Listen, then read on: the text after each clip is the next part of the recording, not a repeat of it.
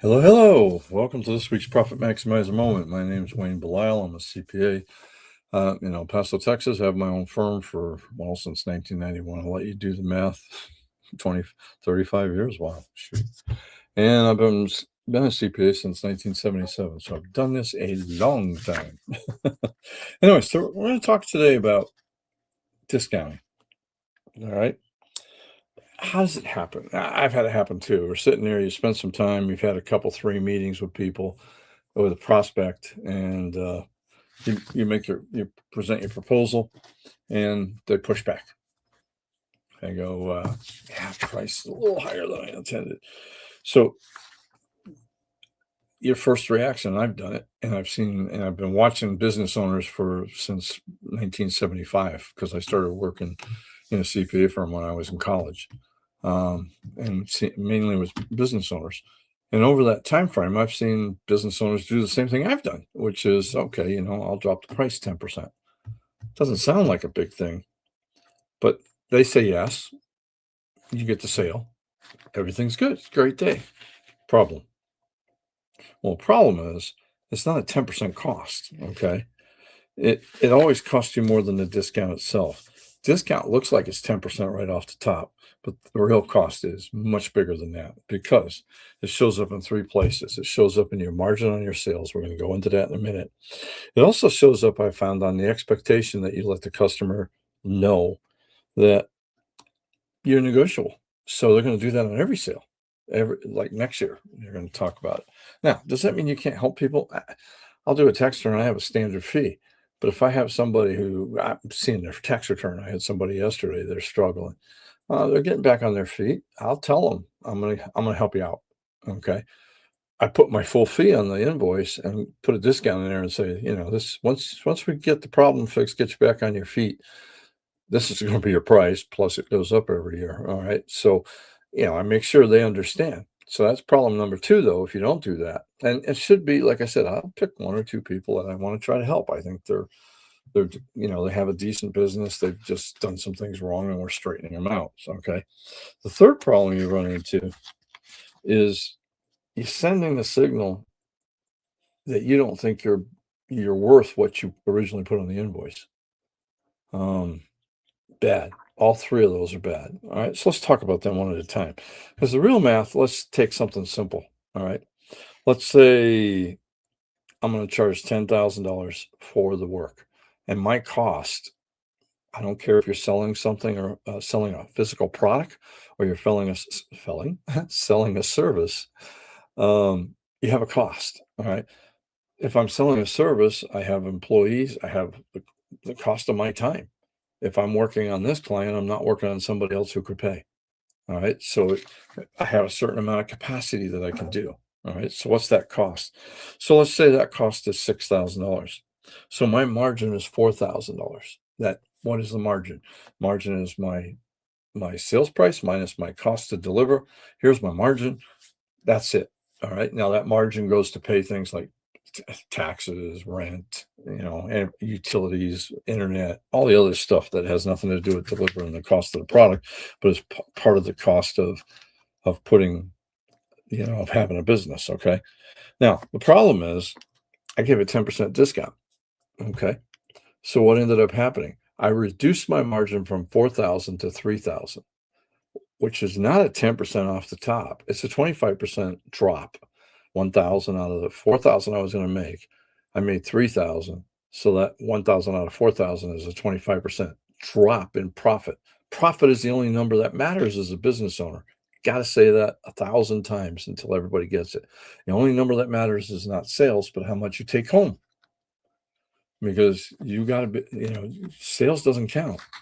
As simple as that. It comes down to how much do you take home that you can spend to buy a new car, to take the kids on vacation, to send them to college, for you and your spouse to buy a second home, or whatever it is you want to do and why you're in business. So that 10% really is a 25% hit, and it gets worse. Not everybody has a 40% margin. All right. If you're running on a 30% margin, that's even worse, because now I just gave away a third of my profits. As simple as that. So a 10% discount is not a 10% problem. It's a 30 to 50% problem. Now, one of the things, if you haven't gotten it already, you can still get the book. It's on Kindle, and it's like for $4 or $5. In the back somewhere in this mess, I think I marked the page. I did. I have a chart that can tell you what it costs you to discount. So at the 40%, and if I have a 40% margin, and I have let's see, is this the right one? This is the one for raising prices. Sorry, let me go to the page before. All right, let's go to the same one, the effective discounting. If I have a 40% margin and I cut my prices by 10%, I have to increase my sales by 33% to make up for that if I do that across the board. All right, that's huge. That also is eating up capacity. So don't do that. All right. Understand, I'm going to say it again. A 10% cut is really a 30 to 50% or even higher, depending on what your margins are. And raising your margins discussion for another time. So one of the things we run into when we're owners, it took me a long time to learn this. When somebody objects to my price, I think they just can't afford the work, or that the price is really too high. I know that's not true because I know where I stand on pricing. I've done more work than that. I'm not the most expensive by far, but I'm nowhere near the cheaper. On a scale of 1 to 100, I'm probably in 75, 80. All right, and raising. All right. And I can tell you, after all the years I've been doing this, a price objection, truthfully, is never always about price. All right. It's usually one of three things. You have not communicated the value of what you're selling. They don't understand the value of what they're getting. Because remember, every sale is a transfer of value for dollars.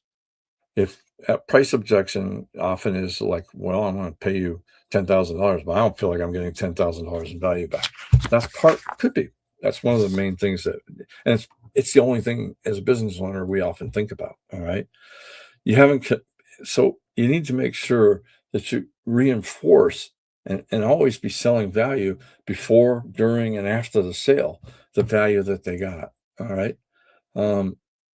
Maybe the prospect just isn't a really good fit for you. They can't afford this and they're going to wash out eventually. Discounting just delays that conversation. You can't afford to discount forever. So you discount to get the first sale, but they're going to argue with you over every sale.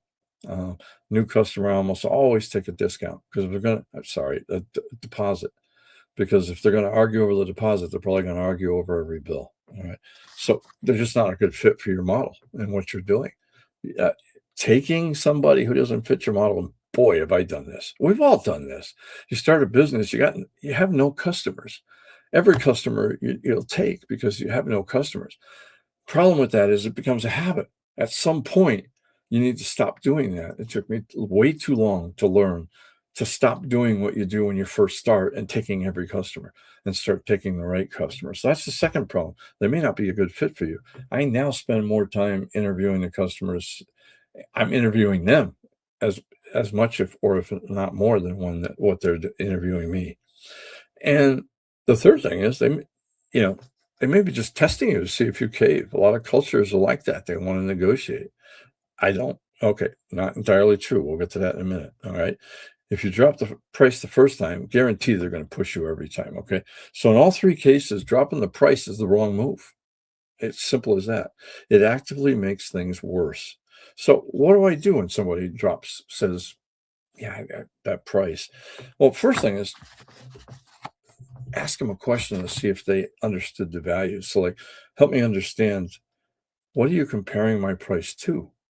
Yeah, that's one question. It could be, and I'll be blunt, it's like, this is an exchange of value. What is, you're obviously telling me, I don't say it that way. You're telling me the price I put on this, you don't see the value of it. Where is it? But I kind of like to help me understand what you're comparing it to, because it's usually in their head and you can't see that. You can't tell what's going on. So you have to question more. You have to questions help surface what's going on in there. Sometimes they don't want your full service, or the full service, they don't understand what's involved in it. All right. Or they're comparing it to what they got before and all the bad experiences they got before. I got that more than once. when QuickBooks was first coming out and Peachtree and all that, I'd go in and say, I can help you, because I worked with much larger companies putting in their computer programs, and I'd be saying, yeah, I can solve this for you. But I look on the shelf, they got 3 or 4 other software products. So I'm the third or fourth person who said they could solve it. You need to know that. And then you can answer, here's why I know I can do it. All right. And it's a matter of being confident. As simple as that. But you have to find out what's going on in their head. Sometimes they're, like I said, they're comparing that worst version of what you're doing. You have to overcome that. So, second thing you might want to do, what part of this, you ask a question. Is the problem the price, or is it the time frame? A lot of times I'm not giving it, I don't realize that they're in much more of a hurry than I think it is. It actually comes down to that more often than you'd believe. Where I give a price and I think they're saying no to the price, they're saying no that I told them it would take 2 to 3, 4 months. In which case, I got to sit down and explain to them, yeah, your prior person you were working with did it faster, but that's why you're looking for somebody else. They didn't do it right, or they didn't give you the review. But let me know what your deadline is. It happens to me. People come in on tax returns, we put them in the order they came in. But if somebody tells me, hey, I'm going on vacation, I'm going to be gone, or the bank needs it by this time, then we'll push it up. We let them know that, but not if they're going to do it every time. All right. And then the third one is when they really can't afford you. Man, I do this. I'll lower the price, but only if I lower what I'm offering. All right. Like, I got 3 right now. Every business is going into one of 3 buckets. If somebody comes in and says, I want the tax planning, but I can't afford it. Can we get the price down to this? Sure, but instead of having 3 meetings a year, we'll have 1 at the end of the year, or 2. Always take something away so that you keep your value. All right, that's important. Um, and you could say something simple like, the price that I'm offering here reflects what I put in the package. All right. I can walk through, let's see what's important for you so that we can lower the package so that it fits your price range and still gets the things that is important to you. Why? Because what you're trying to do, remember, is keep your margins intact as much as possible. You're not discounting the same amount of work. You're doing less work for less dollars. Fine. I don't have a problem with that. All right. Now, if you're selling a product, can't always do that. That's why it's a good idea to have good, better, best products. They came in, they're looking at the best product. Well, I can't really afford that one. Well, here's one doesn't have and remember, features, advantages, benefits. Don't sell features, you're selling benefits. And so features, advantages, you can say, well, this one doesn't have this here and that, but it does do what you're talking about. It may not last as long, it's not as comfortable, or whatever. It depends on what product is. But that's why if you're selling a product, it's a good idea to have good, better, best, so that you can start them in the middle or high and have a place to drop down that keeps your margins where they need to be. All right. So understand, you don't need a smaller price to make a sale. You need a smaller package, a cheaper product. I don't mean cheaper that way. I mean a lower cost product that still has a good margin, um, and a clearer conversation about value. Your salespeople, if you're selling a product or a service, it doesn't matter. You have to be able to explain what the value exchange is, what I'm offering in value in exchange for the dollar, and why the price is there. You're never going, okay, one of the last things I want to hear is I got to raise prices. I'm a customer. Don't tell me you got to raise prices because your cost went up. I don't care. Okay. Especially in today's world of information, where I can jump online and do a quick search and find somebody down the block, or Amazon or Walmart or Sam's or Costco, and find the same thing for cheaper. All right. So I got to be able to, great English, whatever. You really need to be able to stress the value, especially if you're selling a product. Service, got a little bit more angle, but there's tons of CPAs out there doing tax returns.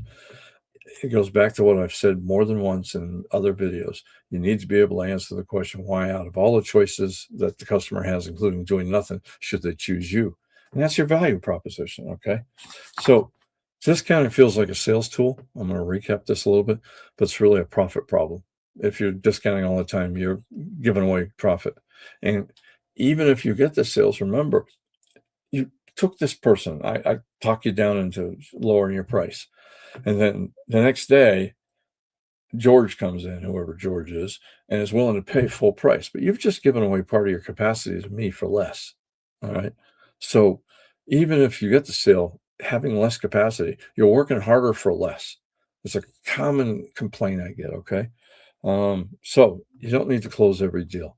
You need to close the right ones at the right price. I went a little longer than I intended, but I always seem to. So, hey, um, if you've got a pattern where discounts keep showing up to close deals and you need to get your book straight so you know how much you're discounting. Too many times I've seen books, I can't tell what's discount.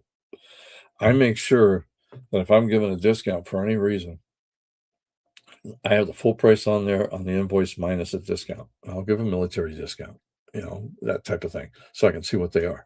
I'll give a discount for excessive delay. I kind of track those. I use it as a quality control thing, but that way I can, in your books, I can see what I'm doing. If I give too many discounts for excessive delay, I got to get help, or I got to work a little harder, get my staff to work. We got to get more efficient, whatever. It's track it. That's kind of off subject. Okay.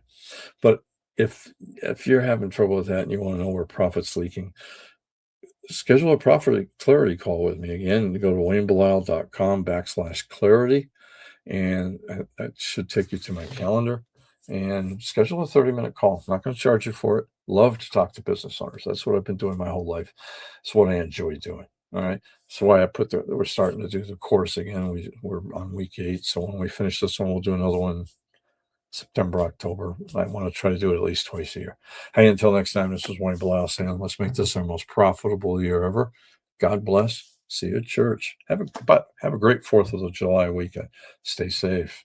Don't blow any fingers off or anything. Don't be a klutz. I still have all 10, so I haven't been a klutz. Get you later. Bye. And let's get out of here. Have a great weekend.